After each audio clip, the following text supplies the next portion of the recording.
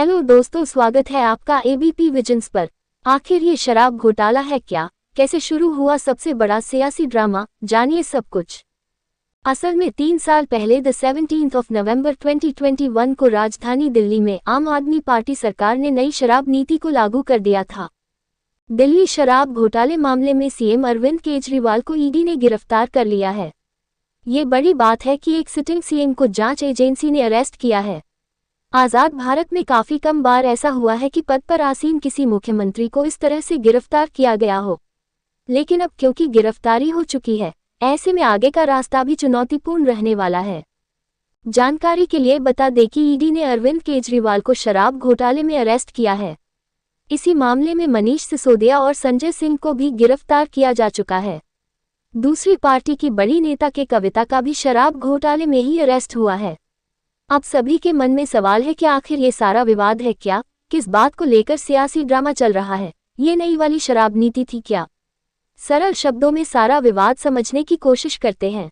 असल में 3 साल पहले 17 नवंबर 2021 को राजधानी दिल्ली में आम आदमी पार्टी सरकार ने नई शराब नीति को लागू कर दिया था। इस नई नीति के मुताबिक दिल्ली को कुल 32 जोन में बांटा गया और कहा गया कि आप हर जोन में 27 शराब की दुकानें खोल सकते हैं। अगर इसी आंकड़े के हिसाब से टोटल किया जाए तो पूरी दिल्ली में 849 शराब की दुकानें खुलनी थी। एक बड़ा बदलाव ये होने वाला था कि जो भी शराब की दुकानें खुलनी थी वो सारी प्राइवेट सेक्टर की थी, सरकार का कोई हस्तक्षेप नहीं था। दूसरे शब्दों में जिस शराब कारोबार में पहले सरकारी की हिस्सेदारी रहती थी, नई नीति के तहत उसे ही खत्म कर दिया गया।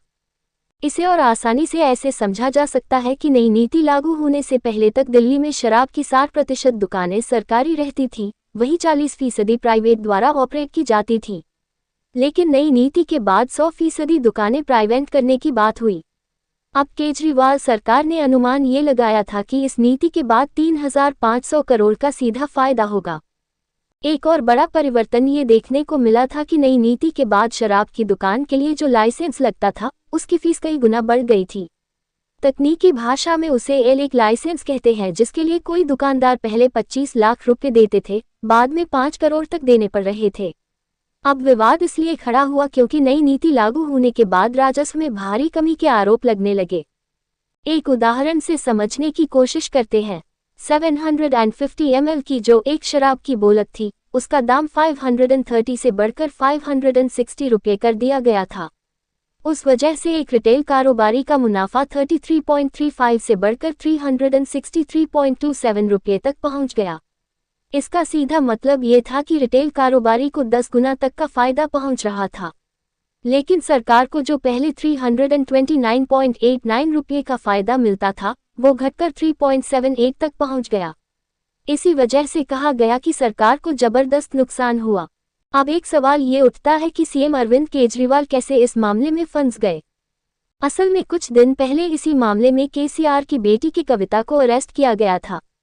उनके एक अकाउंटेंट है बुची बाबू, ये वही शख्स है जिससे ईडी ने कई घंटे पूछताछ की थी। सवाल जवाब के दौरान उसने ही सबसे पहले अरविंद केजरीवाल का नाम लिया था। उसने दावा किया था कि कविता, मनीष सिसोदिया और अरविंद केजरीवाल के बीच में एक राजनीतिक समझ चल रही थी। एक बड़ी बात यह है कि शराब घोटाले में ईडी ने दिनेश अरोड़ा को भी गिरफ्तार किया था। पता ये चला कि इस शख्स ने भी सीएम से मुलाकात कर रखी थी। इसी तरह वाईएसआर कांग्रेस के सांसद मंगुटा श्रीनिवासुलु रेड्डी और केजरीवाल के बीच में भी कई बार मुलाकातें हुई। रेड्डी शराब कारोबार में एंट्री चाहते थे। दावा यह है कि सीएम ने ही उनके नाम को आगे किया था और उनकी तरफ से स्वागत भी किया गया। ईडी जांच का एक पहलू ये भी बताता है कि एक्साइज पॉलिसी पर मनीष सिसोदिया और अरविंद केजरीवाल साथ में ही काम कर रहे थे। ऐसे में अगर सिसोदिया पर कोई आरोप लगे तो सीएम से पूछताछ लाजमी है। दोस्तों, अगर आपको हमारा वीडियो पसंद आया है तो वीडियो को लाइक करें, वीडियो के कमेंट बॉक्स में एक प्यारा सा कमेंट करें, चैनल को सब्सक्राइब करें और बेल आइकॉन को दबाना मत भूलिएगा ताकि हम आपसे मिल सके सबसे पहले। धन्यवाद।